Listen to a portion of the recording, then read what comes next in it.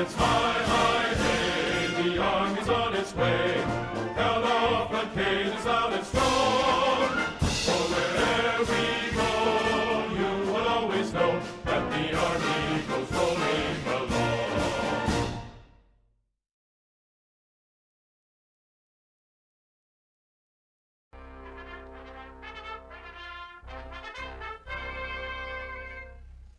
Arriba muchachos, vamos a zarpar, a lejanas tierras vamos a pelear, por los caminos de la ley y el bien, marcha el regimiento de mi Borinquen, todo por la patria habremos de dar, por padres hermanos que quedan acá, por la noviecita, el hijo y mi Dios, a la isla querida decimos adiós, adiós terruño adorado de mis anhelos, no olvides de este hijo ausente en tus oraciones, que yo en mis noches tristes con mis canciones, podré aliviar la angustia de mi dolor, gane o pierda siempre, lucha con valor. Nuestro regimiento se cubrió de honor en 1000 batallas, 100 batallas, 100. Siempre cara al viento, marcha el regimiento de mi Borinquen, de mi Borinquen.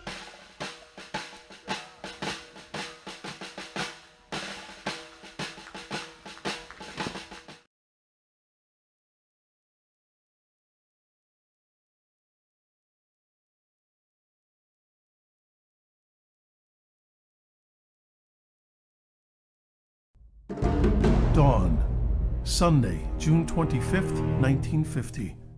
Soldiers of the North Korean People's Army, aided by a barrage of artillery, crossed the 38th parallel. Escalating tensions between North and South were now plunging the Korean peninsula into all-out war. Within days, the South Korean capital of Seoul was captured. The invasion caught the United States off guard. Obligated to its fledgling ally in the South, the U.S. hastily regrouped, preparing to send a force to meet the onslaught from the North. A shell of its World War II power, the U.S. military was met with early setbacks and driven to the extreme south of the peninsula, to the port of Pusan, where they would make a final stand and wait for reinforcements from home. Among those reinforcements were men of the 65th Infantry Regiment from Puerto Rico, known as the Borinqueniers, in tribute to the island's native name. The Puerto Rican unit had participated in the First and Second World Wars, but had never been truly tested in battle. The men were immediately pressed into action, attached to the Army's 3rd Infantry Division, and taking part in the breakout from Pusan and drive north. Following General Douglas MacArthur's daring invasion behind enemy lines at Incheon, the North Korean assault disintegrated and Seoul was recaptured. The momentum turned and the Allied forces pushing north, victory appeared within sight. But hopes of victory soon met cold reality in December 1950 in a remote part of North Korea near Chosin Reservoir.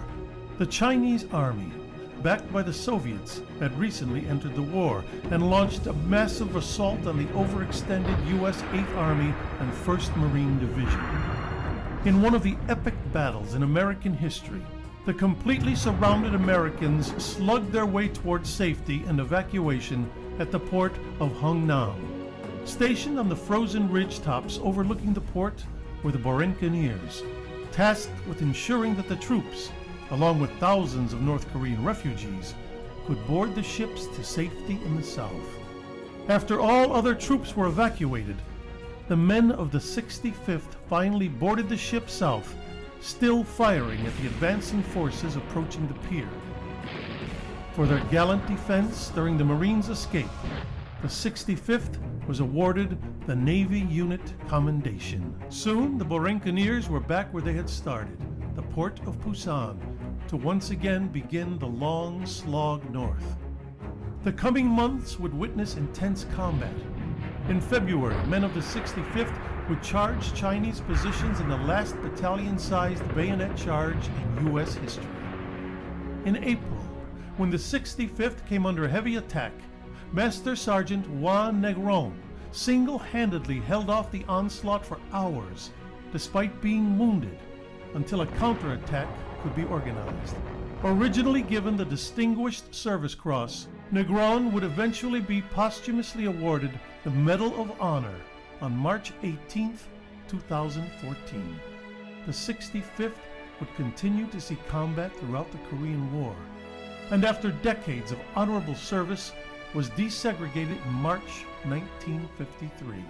Following the intense Battle of Outpost Harry, the men of the 65th returned home and the unit was deactivated.